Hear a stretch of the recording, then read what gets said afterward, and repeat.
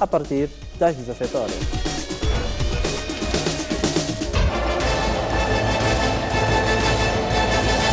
Sob moderação de Egídio Canuma. Seja bem-vindo a mais uma edição do seu programa Cuide Júri. Júris consultos de reconhecido mérito em diversas áreas dão verdadeiras aulas de direito aos domingos. A contratação de mão de obra estrangeira é uma exceção. Se não for possível, contratar um nacional. Que tipo de infração? Controlarem e fiscalizarem. Não deixa de fazer propaganda política. A assistência jurídica é gratuita. Aqui, o debate distingue-se pela discussão de temas da atualidade na perspectiva jurídica. É sempre um prazer e uma honra tê-lo no nosso espaço.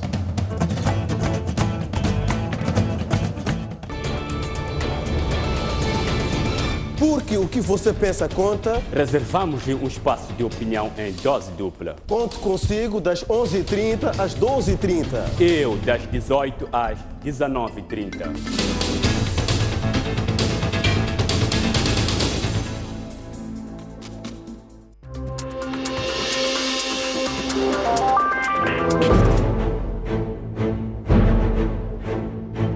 Bem-vindo ao Pontos de Vista. Jeremias Langa, Fernando Lima e Tomás Vieira Mário trazem os domingos o debate mais completo, a análise mais detalhada e as opiniões mais informadas dos fatos que marcaram a semana. É preciso, mais uma vez, ter coragem para atacar de frente e não é tão difícil. Lembrar que o Parlamento tem iniciativa de lei. Há muitos cargos nos órgãos de soberania que são de nomeação presidencial. Esse aqui é o problema.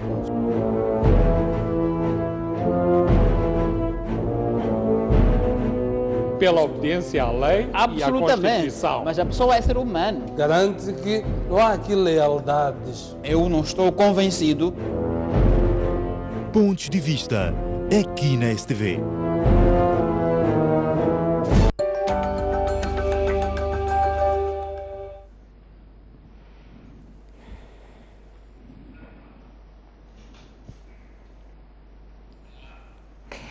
Uma vez mais, muito boa noite. Estamos de volta para a segunda parte desta noite informativa. Uma marcha de repúdio ao assassinato de Gilles Sistac está a ser convocada pelo Núcleo de Estudantes de Direito da Universidade Eduardo Mondlane e deverá sair à rua este sábado. Hoje, o grupo de estudantes de Direito fixou mensagens de homenagem e exige uma justiça rápida. Nós somos Sistac. Gilles Sistac vive. Os grandes homens não morrem, ascendem. E queremos justiça. Foram algumas das mensagens que cobriram o muro da Faculdade de Direito da Universidade Eduardo Mondlane. A iniciativa de elementos do Núcleo de Estudantes de Direito da Universidade Eduardo Mondlane visa prestar homenagem ao constitucionalista assassinado esta segunda-feira. A primeira mensagem que queremos transmitir é que exigimos justiça em primeiro lugar. E a segunda é que não podemos deixar que a liberdade acadêmica seja atentada por atos atentores à arbitrariedade. E a segunda é que a liberdade de expressão não pode ser minada, não pode ser contaminada ao nível do nosso Estado. Se somos um Estado de Direito, é necessário que os cidadãos sejam livres de dizer aquilo que pensam e aquilo que sentem. E ninguém deve intimidar os cidadãos de poderem prestar os seus sentimentos, de prestar as suas opiniões. Eu espero que a polícia investigue e traga os criminosos que efetuaram este crime macabro à justiça para serem punidos. E dos tribunais esperamos que apliquem uma sentença justa aos criminosos que cometeram este ato e lamentar porque o direito moçambicano saiu pobre no dia 3 de março de 2015. Além das homenagens que continuarão a ser prestadas internamente, o Núcleo de Estudantes está a organizar, para este sábado, uma marcha de repúdio ao assassinato do constitucionalista. A preparação de uma manifestação ou de uma marcha em homenagem ao professor Sistac que vai decorrer no próximo sábado, das 7 às 7 horas no local do crime, Avenida Eduardo Mondlane, no Café ABFC, e terminará aqui na Faculdade de Direito. E teremos algumas manifestações dos docentes, de alguns estudantes e também da direção da Faculdade de Direito. Para os estudantes de Direito da Universidade Eduardo Mondlane, deve ser papel da sociedade garantir que a liberdade acadêmica não seja atentada. E voltamos à conversa com os nossos convidados. Antes do intervalo, ia questionar ao Silvério Ronguane que o Dr. Bueno tocou aqui numa questão importante, que é a questão do registro criminal, que os suspeitos, malfeitores, quando forem encontrados, bom, podem ser identificados com base no registro criminal. A minha questão é, olhando para aquilo que é o nosso cenário, aquilo que Moçambique é, acha que de fato temos condições, o nosso registro criminal tem condições para identificar estas pessoas? Bom, eu penso que podemos caminhar para lá, mas neste momento eu vou lhe dar um exemplo. Se alguém, um funcionário público, um servente é acusado, por exemplo, de desviar uma carteira, é julgado no tribunal, muito provavelmente vão lhe tirar as impressões digitais e vão ficar lá no registro. Mas se aqui na Manhissa ou aqui em Beloluane um criminoso roubar, digamos, uma manada de gado, é apanhado, julgado, esbofeteado pela população local, provavelmente vai entrar até na cadeia lá distrital, mas não vão lhe tirar impressões digitais. Então, à luz da lei, aquele ladrão de gado, reincidente, à luz da lei, não tem, o seu registro criminal está limpo. Ao contrário, aquele funcionário público que viu uma... Portanto, nós temos ainda questões básicas, não é? Mas eu penso que no momento que nós estamos, a questão não é essa. A questão é olharmos para a negligência que parece ter caracterizado este ato. Portanto, houve ali um assassinato, devia também ter se isolado o local, ter sido, mas isto não foi feito. Portanto, e não é a primeira vez. Na questão do registro criminal ia mais porque muitas vezes nós vimos que para se ter registro criminal podemos ir lá de manhã, pagamos e temos logo a seguir. Da questão da seriedade de podermos pagar alguém e nos dar o registro criminal. Sim, mas a questão é, estava a dizer que se nós quisermos extrapolarmos este crime para analisarmos os procedimentos, podemos dizer que estamos num estado tão lamentável, por exemplo, que eu dei, que mesmo admitindo que esses serviços existem nas grandes cidades, sim, não é? Mas não existe em todo o país, para dizer que parece-me que não temos condições básicas para fazer para fazer este trabalho de uma forma consequente. Porque enquanto tens o registro criminal de alguém que desviou uma carteira numa instituição pública, mas não tem de um criminoso, até de um assassino, parece-me que é esta inconsequência, dado a nossa fragilidade. Agora, também colocou uma questão que penso que é fundamental, que tem a ver com a corrupção. Parece-me que nós enfermamos de problemas tão básicos que, se calhar, aliás, no próprio dia anterior à morte do professor Sixtac, já dizia o chefe da Ordem dos Advogados, que o presidente da Ordem, o bastonário da Ordem, que a polícia é o elo mais fraco. Sim. Ele já levantava esta questão. Parece-me que, olhando para o que aconteceu neste assassinato, olhando também para aquilo que é o mapa do nosso país, temos que reconhecer que a questão da justiça é uma questão séria e lamentável. Essa questão das impressões digitais e o registro criminal, eu acho que não podíamos olhar muito para o registro criminal como a fonte da solução, porque no registro criminal, eventualmente, podemos até encontrar as impressões digitais daqueles que já passaram pelo tribunal. Mas nada nos diz que aqueles que cometeram crime são pessoas que já passaram pelo tribunal. Podem ser pessoas que nunca cometeram nenhum crime e, portanto, por esta via, podemos não encontrar. A base de dados das impressões digitais não devem ser só daqueles que cometeram crime. Tem que ser de todos nós. De tal maneira que, se encontrarmos impressões digitais num copo na cena de crime, termos uma base de dados que possa dizer que estas impressões digitais são do fulano tal que mora no sítio X. Não vamos saber na hora se ele já foi condenado ou não, mas pelo menos temos a identificação da pessoa e podemos, então, a partir daí, perseguir todo o rastro para sabermos esta pessoa esteve lá, a que horas, tem alguma coisa a ver com isto ou esteve lá antes dessa hora. E esta base de dados, eu acredito que ela pode até existir, mas em vários sítios. Por exemplo, quando nós fazíamos os BIs, deixávamos impressões digitais. Quando fazíamos outros documentos, também deixávamos impressões digitais. Agora, o que eu não sei é se existe uma central ou o único sítio onde esta informação toda, não só de Maputo, mas de todo o país, nós sabemos hoje com a estrada é possível cometer o crime, alguém que vem de uma província, de Gaza, por exemplo, em 2 horas está aqui na cidade e pode voltar a sair. Então, esta base de dados tem que comportar as impressões digitais da maior parte de moçambicanos de todo o país. Isso também correu-me agora uma ideia, quer dizer, daqui a necessidade daquilo que foi o discurso do ilustre bastonário ontem, na segunda-feira, quando da abertura do ano judicial. Quer dizer, o facto de ter considerado que a polícia ela era o mais fraco daquilo que era dos órgãos de administração da justiça. E estabeleça um paralelismo relativamente àquilo que acontece no INATER. O INATER agora tem um sistema informático em que todas as multas que eventualmente alguém apanha estão registradas numa base de dados, inclusive as viaturas da polícia já circulam com um instrumento em que pedem a carta ao cidadão e põem no instrumento e ela consegue determinar se eventualmente o automobilista tem ou não alguma multa, não paga. E nós podemos fazer o mesmo relativamente a impressões digitais. Criar-se uma grande base de dados em que tudo estivesse digitalizado e, eventualmente, até os carros da polícia, relativamente a suspeitos, porque geralmente a polícia interpela muita gente na rua, porque acho que deve ter critérios de avaliação para tentar saber qual é o grau de suspeição que alguém oferece.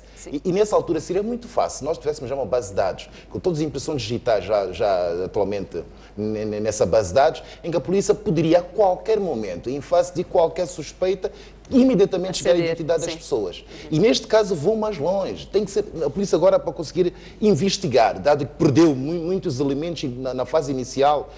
Para mim não ia me repugnar se a polícia oferecesse uma recompensa. Uma gorda e boa recompensa para quem desse informações importantíssimas que pudessem conduzir a estes assassinos. Ok, muito obrigada. E continuamos com as notícias. O Presidente da República quer que a Justiça combata a criminalidade e a corrupção em resposta às preocupações da população. Filipe Nunes defende ainda a separação de poderes para a defesa do interesse público.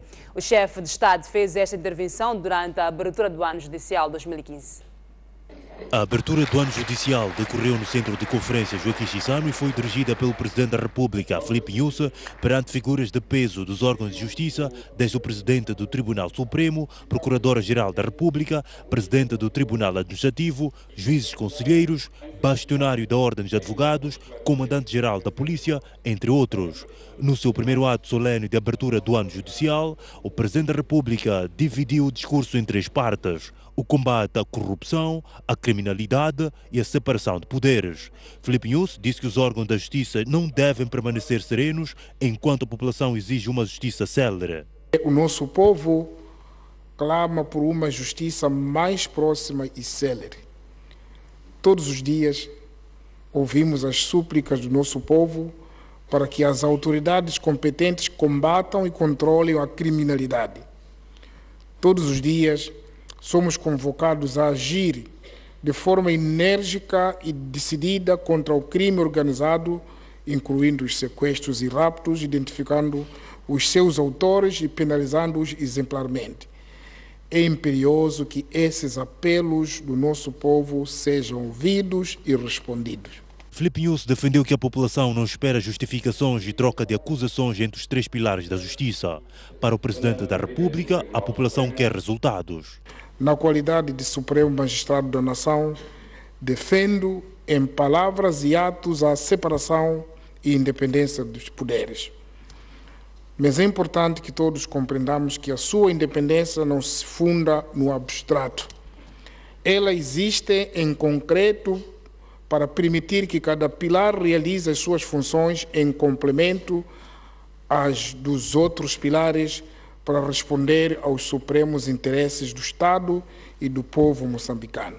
O chefe de Estado diz ainda aguardar pelos resultados das investigações sobre a tragédia de Chitima, com vista que a justiça seja feita. A abertura do ano judicial decorreu este ano sob o lema Repensar a Justiça no contexto dos desafios do Judiciário e da defesa no Estado de Direito. E voltamos assim a conversa com os nossos convidados. Dr. Bueno, como é que analisa o discurso do Presidente da República durante a abertura do ano judicial? Será que disse o que de fato devia ter dito para promover as mudanças necessárias? Sim, a meu ver, disse o importante.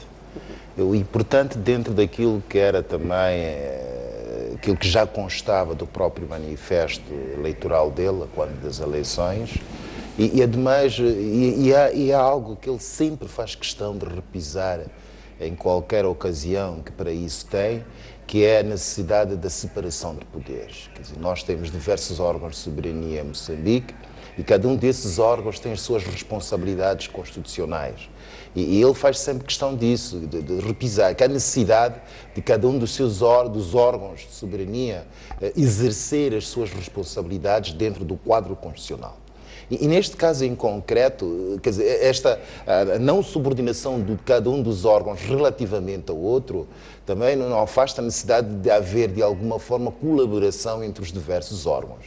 De tal sorte que ele manifestou, apesar de ser o mais alto magistrado da nação, todavia imputou, e é o que deve fazer, acometeu aos próprios tribunais, não só os tribunais, como inclusive também a magistratura no geral e próprio também aos advogados, decidiu tudo fazer para melhorar aquilo que é os desideratos do seu mandato, levar justiça ao povo. E levar justiça ao povo tem que ser uma justiça eficiente, tem que ser uma justiça que tenha a qualidade necessária para que o povo efetivamente sinta cá a justiça, porque havendo justiça no país, aqui já temos atualmente a base para que haja desenvolvimento neste país. Porque enquanto não houver justiça neste país, dificilmente iremos desenvolvimento.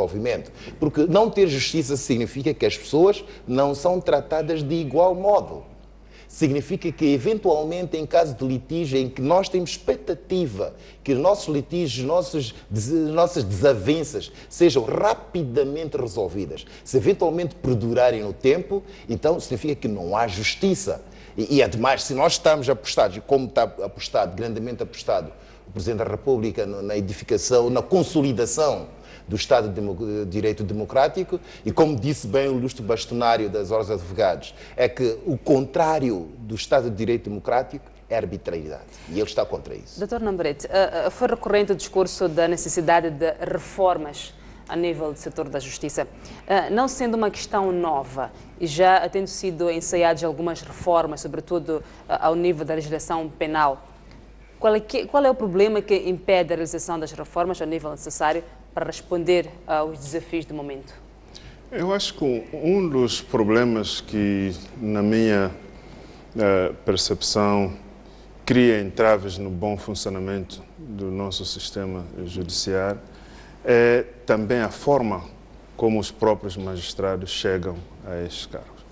Falamos muito de independência, mas a forma como eles chegam a esses cargos, portanto, o processo da nomeação pelo Presidente da República, do Procurador-Geral da República, dos presidentes dos tribunais administrativos, Tribunal Supremo, podemos até dizer que não tem nenhum impacto, mas tem algum peso. Tem algum peso porque há aqui um sentimento de lealdade com quem me colocou neste lugar.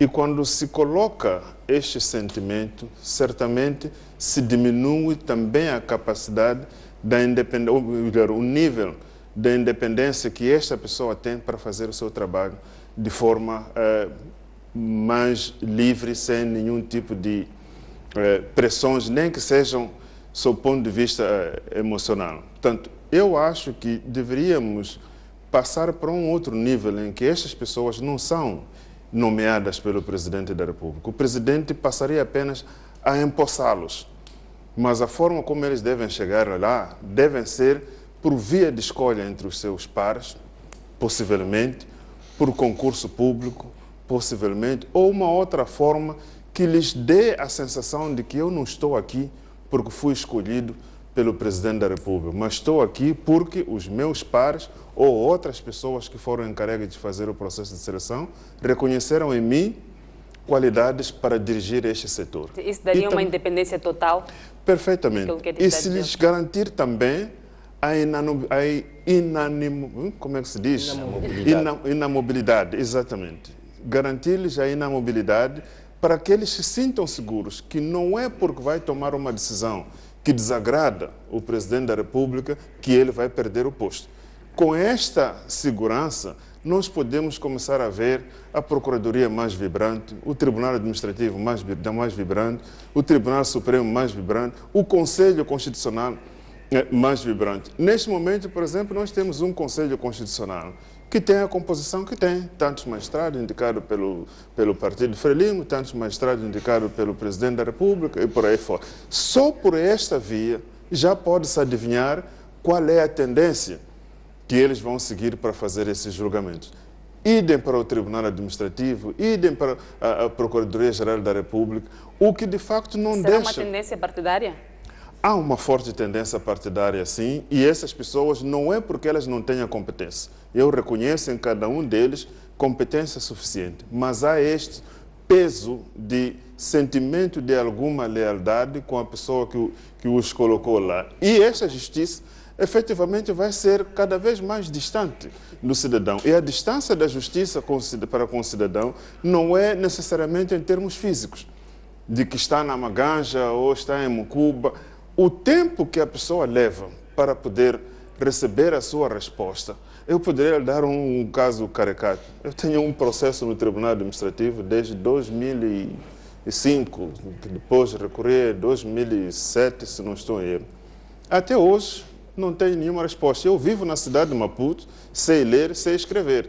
O que dizer daquele cidadão que está em Mucuba, em Mssawiza ou num outro sítio, que tem dificuldades para ler, que não pode ir para o Tribunal Administrativo, que não pode contratar um advogado e uma série de coisas. Portanto, nós podemos... As palavras do presidente são muito bonitas e é exatamente aquilo que os moçambicanos gostariam de ouvir. Mas é preciso traduzir isto em ações concretas para que, efetivamente, aquilo que o Presidente da República quer ver acontecer, possa acontecer.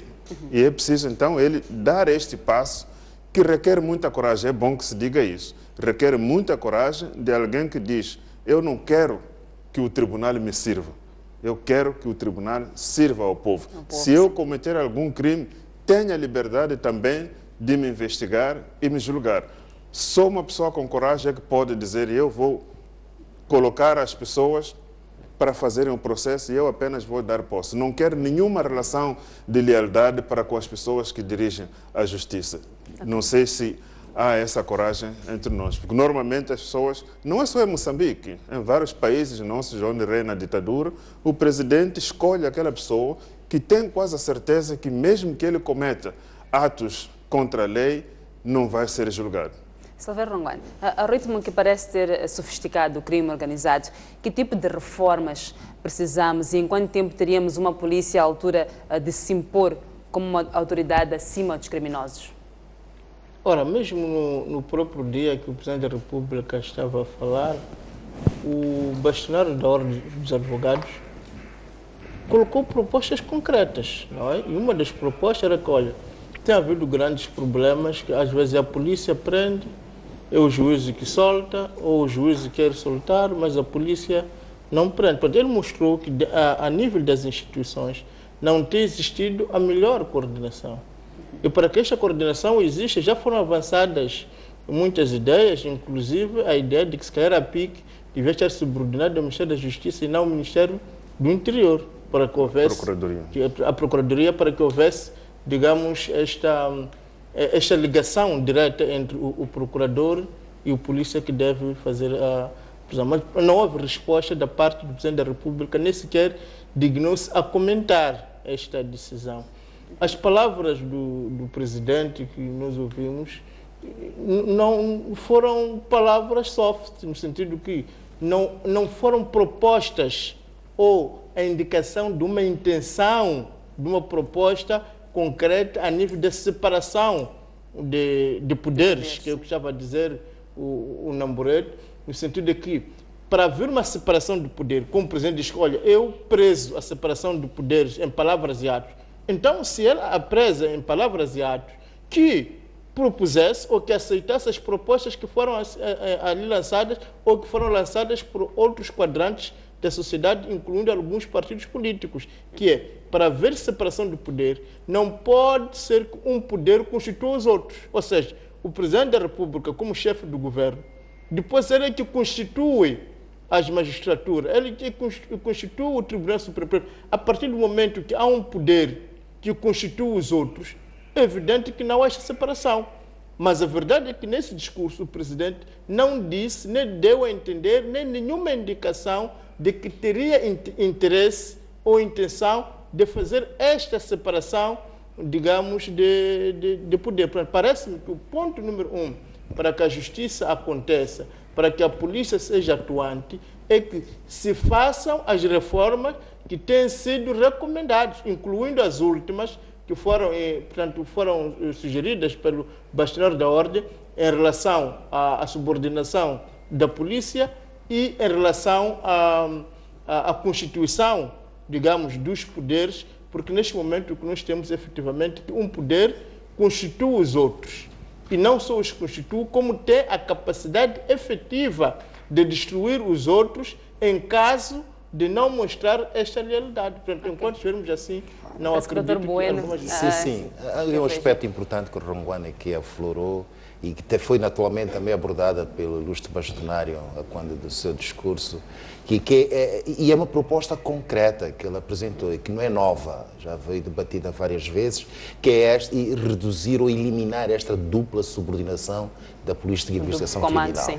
O que significa que é importante nós tentarmos separar aquilo que é, ou evitar que exista ou permaneça essa dupla subordinação. Porque quem tem a responsabilidade, inclusive processual, de conduzir o próprio processo criminal, a investigação criminal, é a Procuradoria-Geral, o Ministério Público, que é auxiliado nestas questões pela Polícia de Investigação Criminal. Mas, por outro lado, temos aqui, então, a Polícia de Investigação Criminal está a auxiliar o Ministério Público na investigação criminal, mas, todavia, está subordinada depois ao Comando-Geral da Polícia.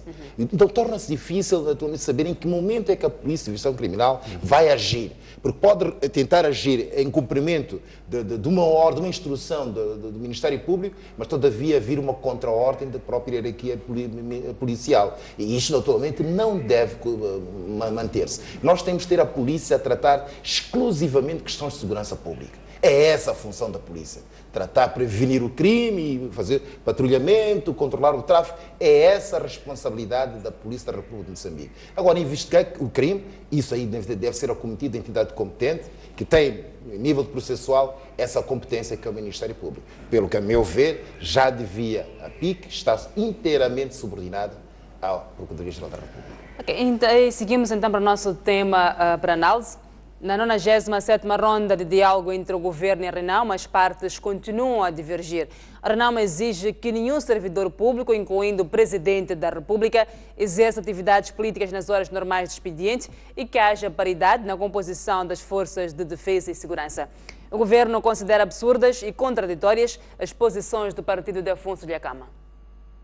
A Renamo está disponível até hoje ou amanhã, terminarmos com este ponto, desde que o governo tenha tempo. Mas queremos que tanto os administradores, os chefes dos postos das localidades, os governadores, os ministros e muitos outros que exerçam as funções do Estado não possam, no tempo normal do trabalho inteiro, das 7h30 às 15h30, realizar atividade de caráter político partidário.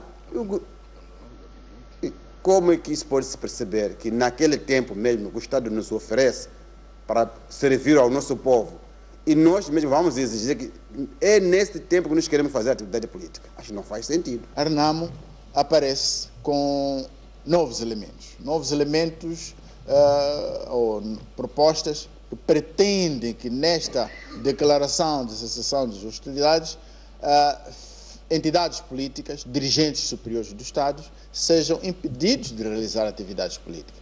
O Presidente da República é essa entidade que a Renamo pretendia que fosse impedido de realizar atividades políticas, cuja atividade é eminentemente política.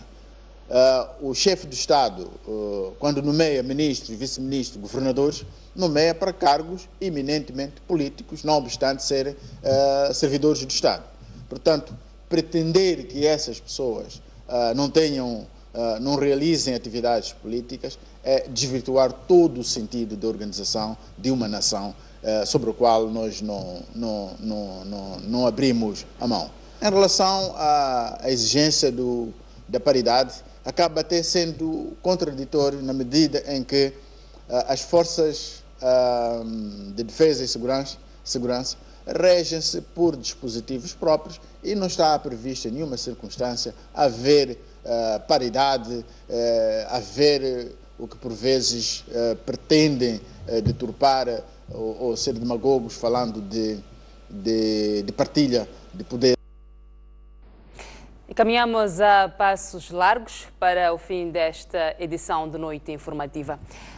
Dr. Namborite, realizou-se esta semana mais uma ronda de diálogo e o governo e Renamo voltaram mais uma vez a não chegar a um acordo sobre o período de mandato da Emoshin e também sobre a despartidarização da função pública.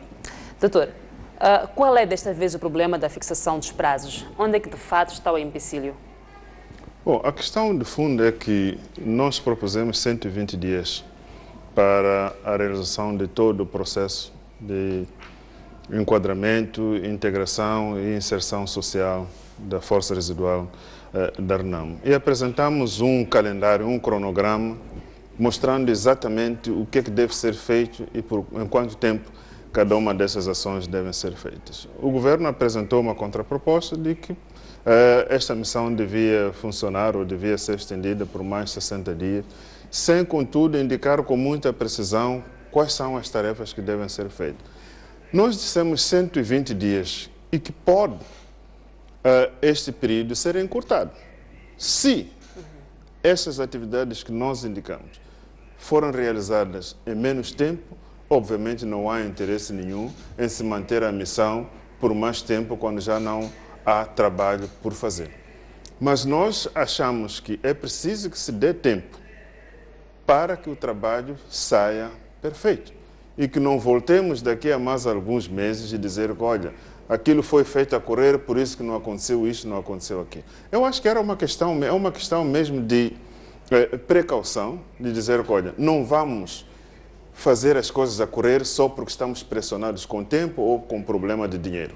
Vamos fazer as coisas como elas devem ser feitas. Esta é uma forma de garantir que, de fato, este prazo não se prorrogue mais uma vez. Exatamente.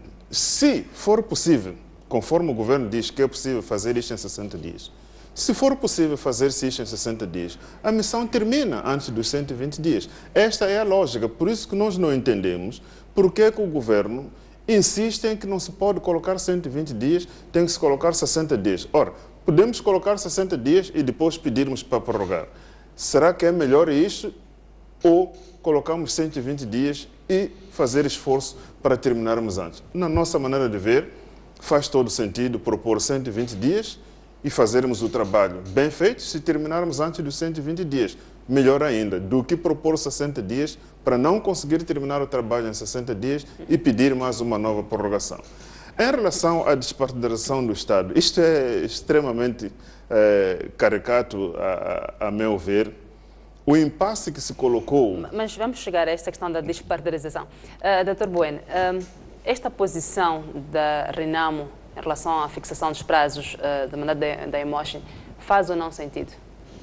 Bom, é preciso perceber o seguinte, é que nessas situações em que é necessário implementar um determinado acordo, é preciso, e o fato de ter-se já prorrogado uma vez, o prazo já tinha sido estabelecido para a Emoshin, eu acho que aqui era importante, independentemente dos 120 dias ou dos 60 dias, primeiro estabelecer um plano e com prazos bem claros.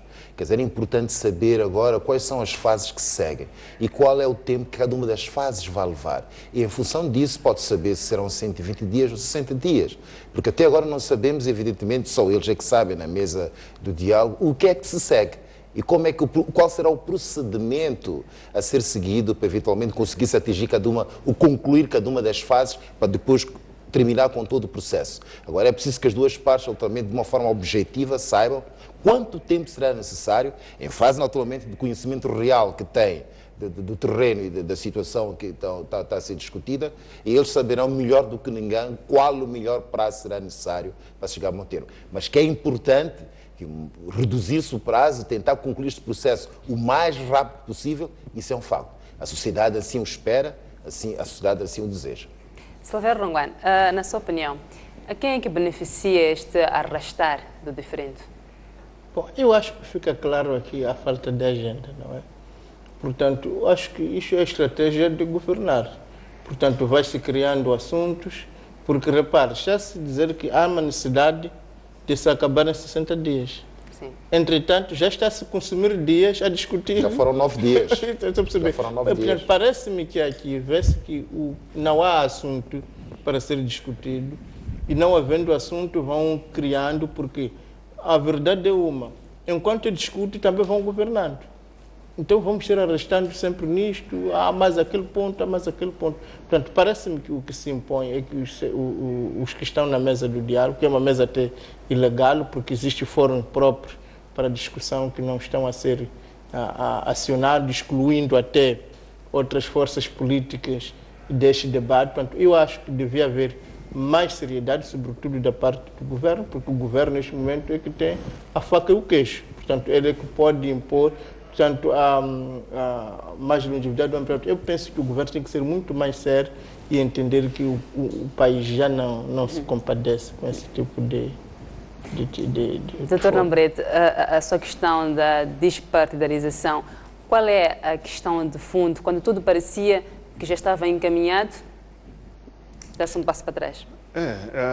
Eu acho que aí tenho que concordar mesmo com o colega Ronguan, de que pode ser uma estratégia de arrastar este processo. Porque, efetivamente, nós, quando fomos para esta última sessão, a expectativa era de que poucos detalhes tinham ficado por se acertar e que iria-se assinar o acordo sobre a despartidarização do Estado.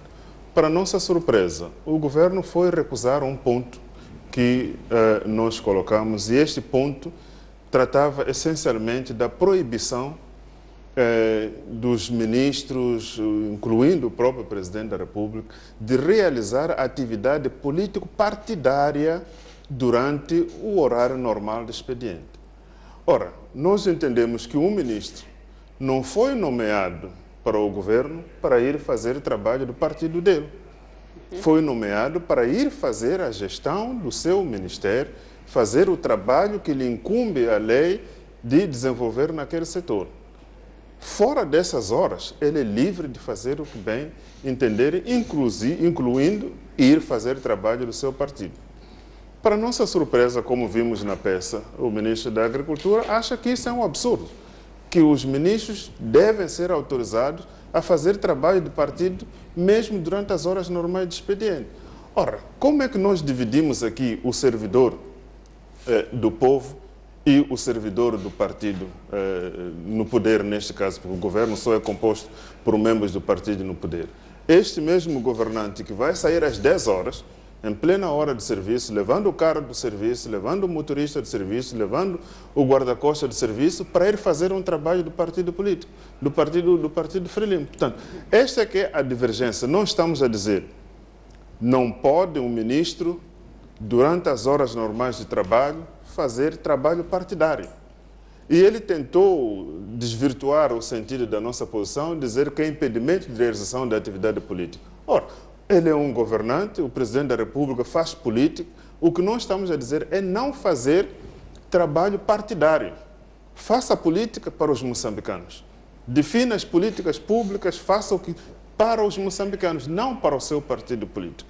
O que nós defendemos, e aí certamente se não encontrarmos nenhum entendimento quanto a isso, também não estamos dispostos a ceder, porque esta é a gravíssima violação e tem sido esta a reclamação da utilização dos recursos do Estado por parte dos membros do governo em benefício do partido Frelimo. Então, nós insistimos que os governantes não podem, durante o período em que devem estar a fazer o trabalho, fazerem trabalho partidário.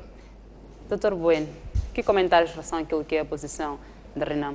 Bom, eu recordo que na semana passada nós até estávamos esperançados, porque na altura disseram que eram 5%. Sim, e afinal de contas, a meu ver, todos os pontos já tinham sido eventualmente esclarecidos, principalmente com recurso, e repito mais uma vez, com recurso à lei da probidade pública.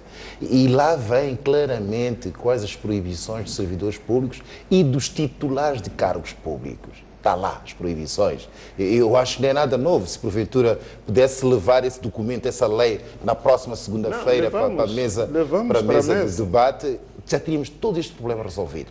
Da outra vez até discutia-se a questão dos embaixadores, está lá explícito.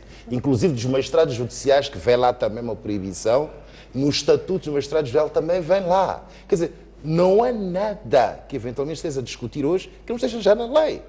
Era só questão de fazer a interpretação da lei e chegar-se à conclusão, eventualmente, o que é que deve ser feito e o que é que não deve ser feito pelos titulares de cargos públicos. Tão simples quanto isto. Que, a meu ver, até já devia ter-se assinado há mais de 2 a 3 semanas.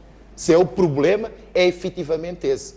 A interpretação legal está resolvida. Esse é o único problema que ficou ali e nós dizíamos, olha, mas isto é de leis. Nós estamos a colocar neste acordo de princípios para que todos tenhamos o mesmo entendimento sobre isto. Não é possível que alguém que diz que eu trabalho para o Ministério X, sou ministro das 7h30 às 15h30 e também das 7h30 às 15h30 está a fazer trabalho partidário. É pura e simplesmente isto. E a reação do governo surpreendeu-nos. E a pergunta até que fizemos é, senhores membros do governo, acham normal serem pagos pelo erário público para fazer trabalho do Partido Frelimo?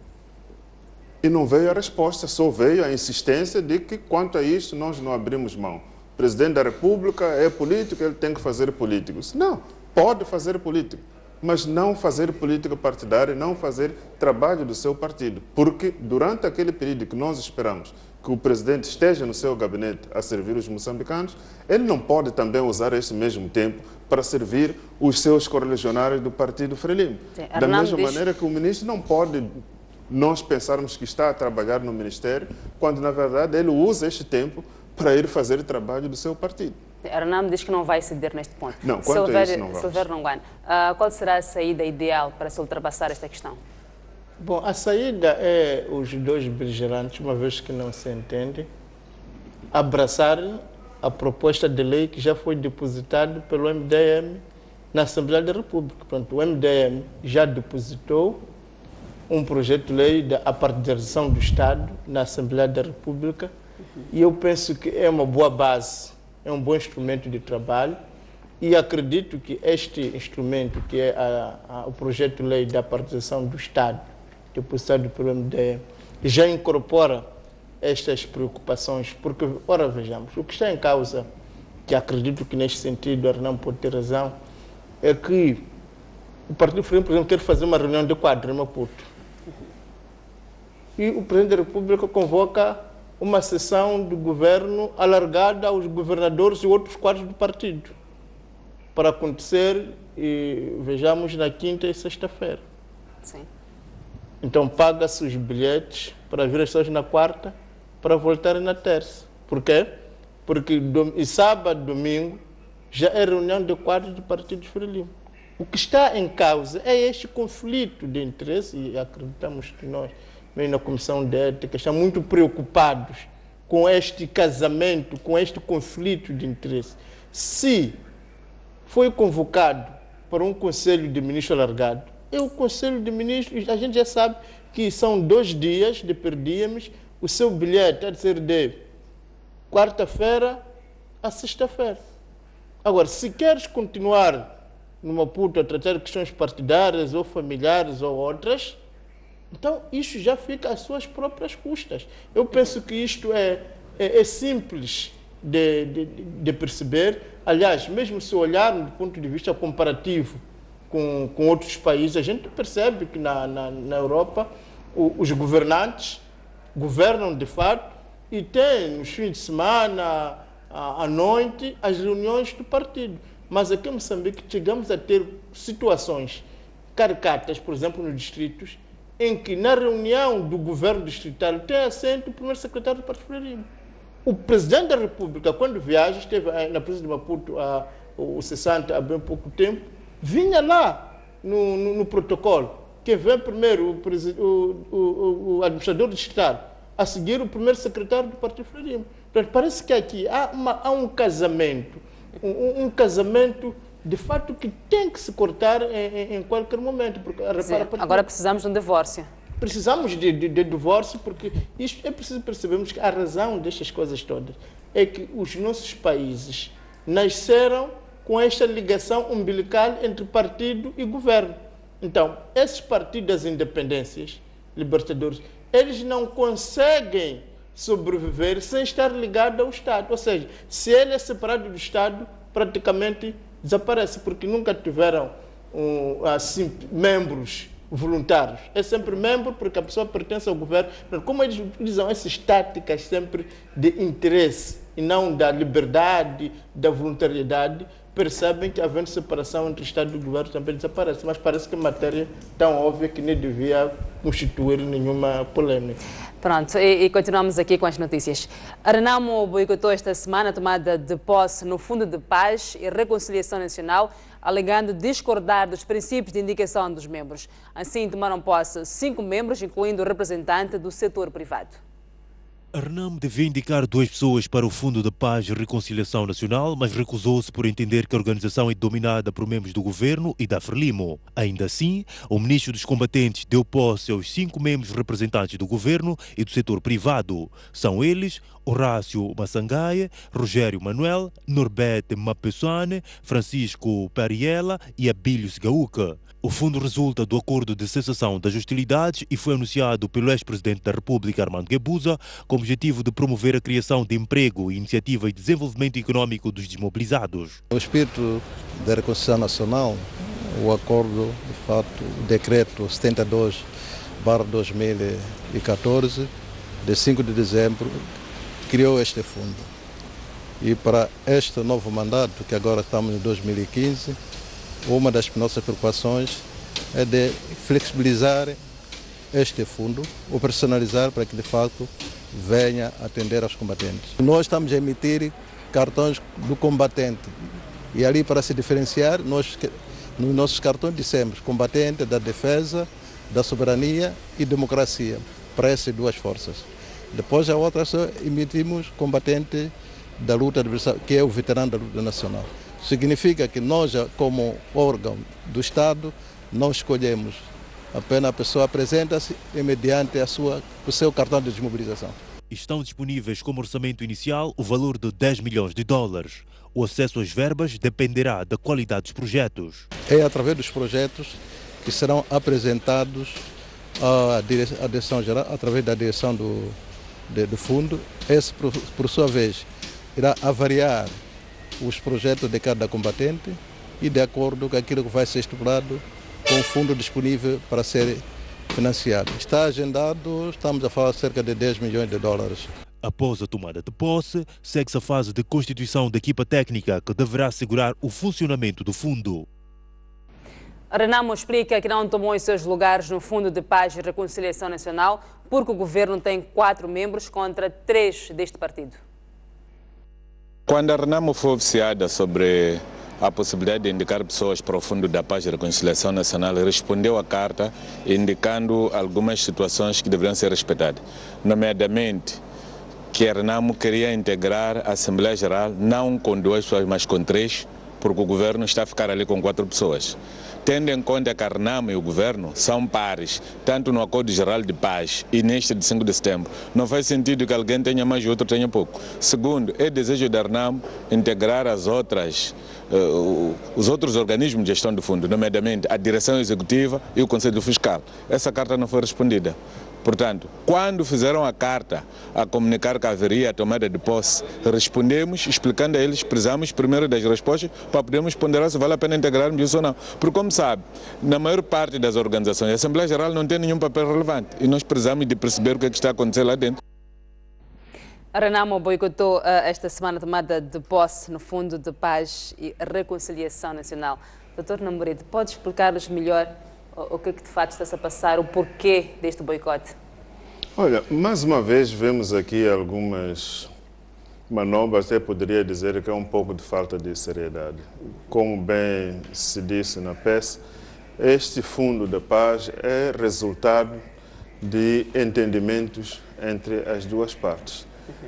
Já a começar a composição do seu Conselho de Administração ou Assembleia Geral deste fundo, está estabelecido no decreto, creio que é isto, que o governo iria indicar, creio que são 2 pessoas, e os signatários do acordo iriam indicar 4 pessoas, portanto, 2 de cada lado. Ora, quando nós dizemos governo e depois dizemos signatários, estamos a dizer governo 2 vezes.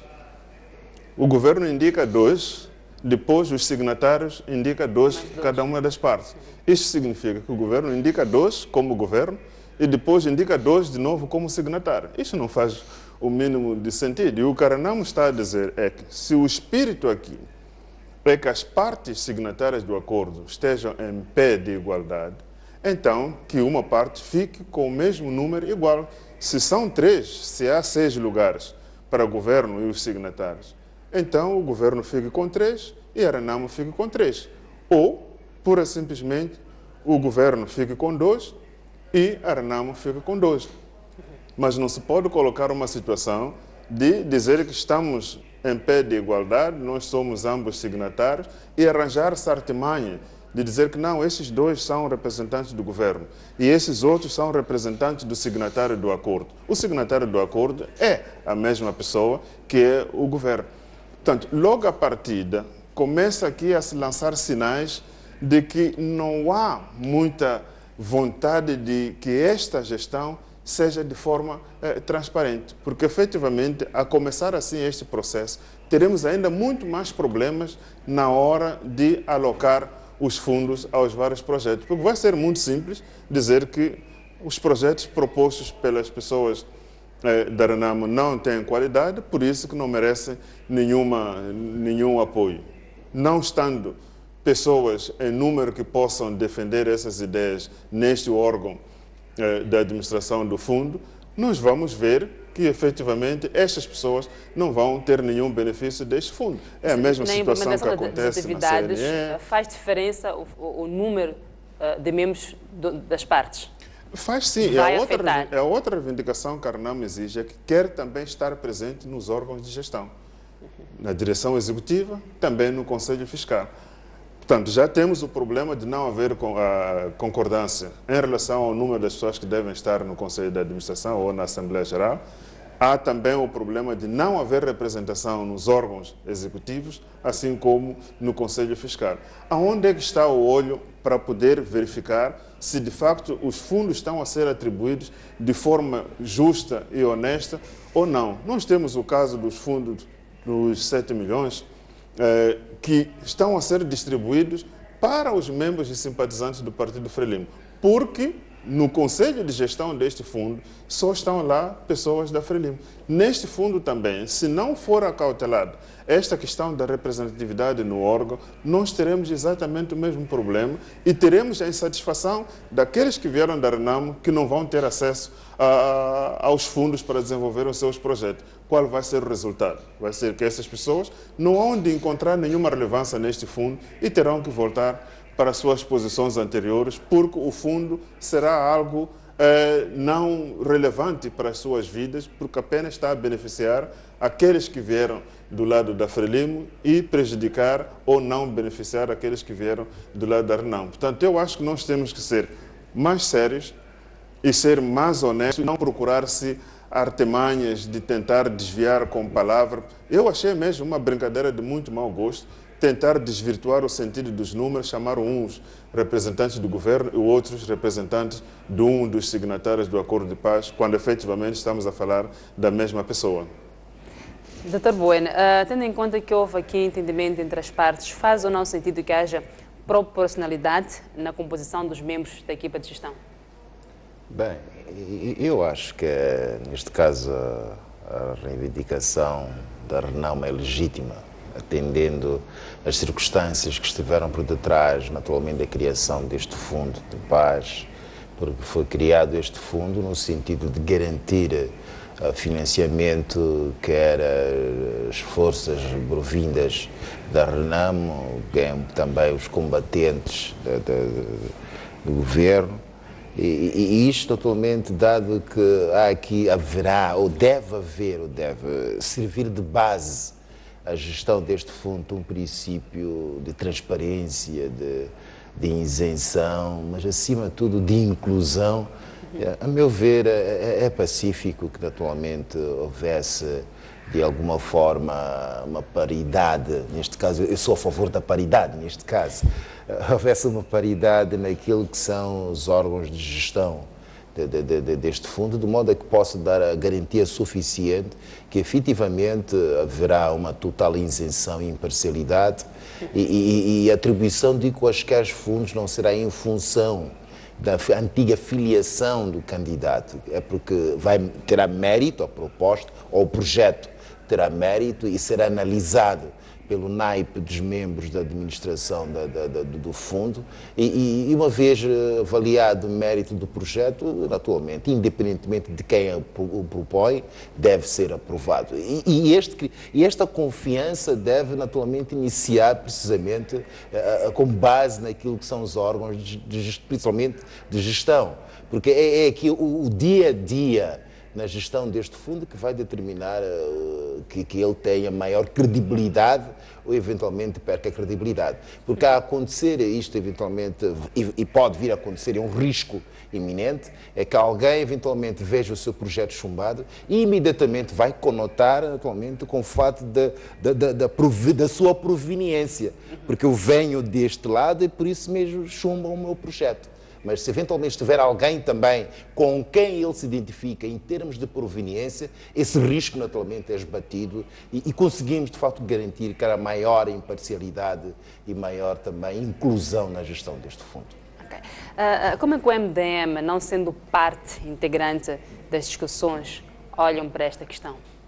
Então, olha, acordos ilegais geram instituições ilegais.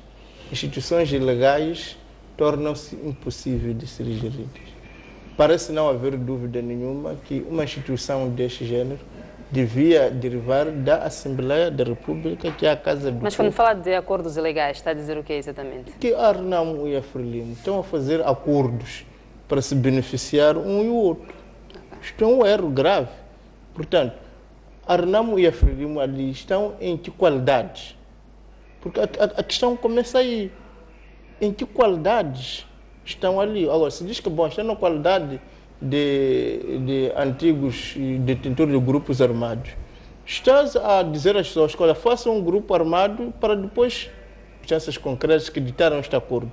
Mas esse acordo depois devia ter passado respeito. Parece-me que a exclusão de uma força política representada na Assembleia da República é um grande erro e pode explicar que de incluir todos os partidos representados na Assembleia da República. Outro aspecto é o egoísmo. Parece-me que o nosso país está a cair no egoísmo tão radical. É só ver as pessoas que estão ali. Quer dizer, são pessoas que a gente pergunta, mas aquele indivíduo tem a ver com as Forças Armadas, tem a ver... E a gente percebe que não, que são os mesmos que querem ficar com tudo, com todas as coisas. E eu acredito que enquanto o mesmo grupo querer ficar com tudo, nós nunca vamos sair disso, porque são os mesmos que os seus enteados, compadres, vão ganhar esses dinheiros e são sempre eles. Portanto, parece-me que este fundo, se é para ser constituído por antigos combatentes, tanto da Renamo ou da Frelimo ou de qualquer outra força política a existir, deviam ser genuínos antigos combatentes e necessitados, serem os próprios a gerir o seu fundo, e não entregarmos este fundo a empresários com outros objetivos que querem tirar dividendos, nunca resolver os problemas, deixar que outros atores, outras pessoas necessitadas, outras pessoas, digamos, que estão mais a ver com o assunto, possam também ter a sua vez. Desculpa, é que eu tenho aqui dois reparos a fazer. De forma muito rápida, Dr. Bueno. É o seguinte, é que os órgãos de gestão, independentemente da origem, têm que ser constituídos por pessoas com capacidade de gestão, acima de tudo. Porque não basta só, eventualmente, ter alguém que careça de apoio e pôr-se no órgão de gestão. Um único gestor. Não me refiro a um único gestor. Eu digo pessoas... Quer dizer, o fundo, independente do que o Ruano considera ilegal, para mim é justificável. E, ademais, foi um mandato popular. Recorda-se, no ano passado, a pressão que o povo fez... Fazemos assim, vamos segurar este ponto para a próxima quarta-feira. A qualquer preço. E o preço é este, Romano. Os meus convidados, muito obrigado. Aguardo-vos quarta-feira. Assim encerramos mais uma edição do Noite Informativa. Foi um prazer imenso trabalhar para si. Acompanhe-nos amanhã, à mesma hora. Boa noite.